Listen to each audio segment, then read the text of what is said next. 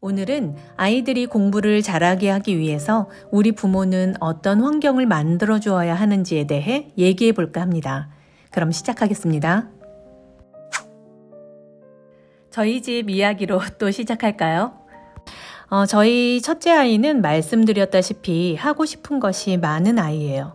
공부 욕심도 좀 있는 편인데요. 초등학교 저학년 때 단원 평가를 보고 온 날이었는데 집에 오자마자 구석진 곳에 쭈그리고 앉아서 혼자 울고 있을 때가 여러 번 있었어요. 단원 평가 망해서 속상한가 보네 싶어서 조심히 울고 있는 아이를 무릎에 앉혀놓고 진정시키면서 얘기를 해보면 엥? 한 개 틀렸다는 거예요. 잘했네, 뭐야, 왜 울었어? 그러면 한 개 틀렸잖아 하면서 세상을 다 잃은 표정으로 울곤 했습니다. 이제 막 지식에 입문한 아이들은 뭐든 다 알고 있다라는 자신감이 뿜뿜해서 실패나 실수를 하게 되면 자존감에 심한 스크래치가 나는 기분인가 보더라고요. 그때는 학교 생활 시작한 지 얼마 안 된 아이가 실패 경험이 별로 없다 보니까 작은 실수 정도에도 무너지는구나 싶어서 좀 걱정이 되기도 했습니다. 그래서 이런 이야기를 거듭거듭 해주었어요. 공부는 평생 하는 건데 네가 잘 알고 있는 것과 잘 모르는 것이 무엇인지를 정확히 아는 것이 중요한 거고 그 모르는 부분을 배워가는 것이 공부인 거야. 모르는 거 없이 다 알면 재미있는 일도 하나 없을 거고 배울 것이 없다는 건 그리 행복한 일도 아닐 거야 라고요. 아직 어릴 때였기 때문에 저의 말이 무슨 말인지 정확히 몰랐을 수도 있는데요. 초등학교 6년 동안 틈만 나면 했던 이야기를 중학생이 된 지금은 그 의미를 정확히 알고 있는 것 같습니다.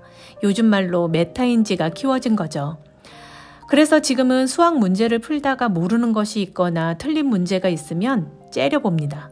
내가 너를 잡아먹겠어 하는 거죠. 공부를 대하는 마음이 성장한 것 같아 흐뭇했네요. 꽤 오랫동안 같은 이야기를 거듭해주고 나서야 틀린 문제 정도로 자존감을 건드리는 일은 일어나지 않은 건데요. 조금 다른 관점으로 예전의 일들이 생각되었습니다. 뭔가 하면 아이가 집에 와서 펑펑 울었던 건 자기 방어가 아니었을까 하는 것이에요. 왠지 100점이 아니란 말을 엄마에게 하면 혼나지는 않을까 하는 염려와 엄마를 기쁘게 해주고 싶은데 100점이 아니라는 속상함, 그런 여러 가지 감정과 생각들이 짬뽕되어서 스스로 먼저 긴장되고 심각한 상황을 만드는 것일 수도 있다는 생각이 들었습니다. 물론 첫째 아이 성향상 스스로에게 실망이 커서 나온 반응이 많은 부분이 있었을 텐데 거기에 더해서 자기방어적인 반응도 있었겠다는 생각을 하게 된 겁니다. 둘째에게서도 느낀 건데요. 둘째는 올해 초부터 영어 학원을 처음 다니기 시작했습니다.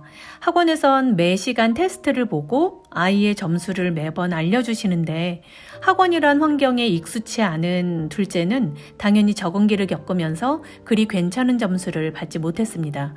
예상했던 일이고요. 학원 가는 날이면 아이는 마치 군대 입대하는 표정인 거예요. 그리고 학원 끝나고 나와서는 한마디도 하지 않고 사춘기 제대로 온 청소년같이 방문 닫고 들어가 한참을 나오지 않더라고요. 이러다 공부가 싫어지겠다 싶어서 다음 학원 테스트를 보러 가는 아이에게 말했습니다. 엄마는 테스트 결과에 신경 쓰지 않아. 공부하는 것이 어느 정도 완성되었는지 확인해 보는 거잖아. 그리고 새로 배우는 부분 중에 수업 시간에 모르는 거 잘 체크해서 끝나고 선생님께 여쭤보고 최대한 해결해 오는 거. 그게 학원을 다니는 이유라는 걸 기억했으면 좋겠어. 내가 모르는 걸 알고 그 부분을 정확히 알게 되는 것. 그게 중요한 거잖아. 무슨 의도를 가지고 한 말은 아니었어요. 정말 아이를 학원 보내는 이유가 그것이었고 공부가 싫어지지 않았으면 좋겠다는 생각이었습니다. 헌데 그날 학원이 끝나고 아이에게 전화가 왔어요. 다급한 목소리에 무슨 일인지 싶었는데 수업 시간에 몰랐던 것을 선생님께 여쭤보고 모두 해결했다면서 기분 좋은 목소리로 제잘제잘 하는 거예요. 뭐지? 싶었죠. 집에 와서는 여느 때와 다르게 정말 편한 표정으로 세상 부들부들해진 아이의 행동에 당황스럽기까지 했답니다. 하루 종일 그 장면이 뇌리에서 떠나질 않았어요. 아이는 낯선 수업을 들으면서 잘 이해되지 않는 부분도 있는 와중에 매주 테스트 결과까지 엄마에게 통보되는 긴장된 상황이었고, 아무래도 완벽한 점수가 아닌 것을 말해야 하는 스트레스가 있었던 모양이에요. 그러다 보니 뭐라 하지 않았는데도 먼저 화난 표정에 울적한 반응을 보였던 거고요. 이것이 자기 방어였던 거죠. 아이들은 부모에게 칭찬받고 싶어 하고 기뻐할 소식만 전하고 싶어 하잖아요. 그렇기 때문에 그렇지 못한 소식을 전해야 하는 상황에서는 마음이 무척 불편하겠죠. 우리가 뭐라 하지 않아도 말이에요. 물론 중요한 몇몇 시험에선 결과도 매우 중요하게 관심 가져야 되지만, 그런 경우가 아니라면 아이들이 알아가는 재미를 한껏 느낄 수 있는 공부를 할 수 있도록 마음을 편히 해주어야 합니다. 아이가 스스로 재미를 느껴서 하는 공부가 진짜잖아요. 이건 여담인데요. 아이들 한 번씩 혼내게 될 때, 나는 화가 나 죽겠는데 아이는 아무 대꾸도 없이 정신이 안드로메다로 가 있는 것 같은 표정일 때 없으셨어요? 전 그 상황이 참 힘들었던 기억이 여러 번 있거든요. 인간의 감정에 대해 배울 때 들은 내용이 있는데요.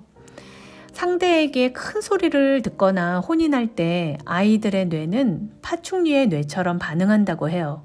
무슨 얘기냐 하면요. 파충류는 본능적인 것을 담당하는 영역에 뇌만 존재하는데, 위험한 상황이 되면 뇌가 바짝 세워져서 도망갈 생각 이외에는 다른 생각을 전혀 하지 않는다는 거예요. 도마뱀이 천적을 만나면 후다닥 사라져버리는 것처럼요. 아이들이 혼이 날 때 아무 생각 없이 멍해 보이는 이유가 파충류의 뇌처럼 생명의 위협을 느끼고 살기 위해서 빨리 도망갈 생각만 하고 있다는 거죠. 그런 상태의 아이에게 혼을 내봐야 무슨 소용이 있겠어요. 흥미로운 얘기라 애들에게도 말해줬었는데요. 그 다음부터 제가 언성이 좀 높아져서 아이 표정이 잔잔해지면 이렇게 물어봐요. 지금 파충류 뇌가 된 거니? 그러면 네 하고 표정이 풀리면서 아이가 씩 웃어요. 그럼 저도 웃고요. 그런 생각이 들더라고요. 아이가 내 앞에서 도망가고 싶은 상황은 참 싫다는 생각이요. 그래서 저는 화가 날 때 숨 한 번 크게 들이마시고 내쉬는 걸 5번 정도 반복하면서 화를 좀 가라앉힌 다음 일방적인 훈계가 되지 않도록 대화를 시도한답니다. 물론 실패할 때도 많지만 자꾸 시도해보고 있어요. 아이들의 마음이 편해야 뇌도 잘 작동되고 그래야 공부도 더 잘 될 거란 생각으로요. 저와 함께 매일 노력해보시죠. 그럼 오늘 이야기는 여기까지 하겠습니다. 들어주셔서 감사합니다.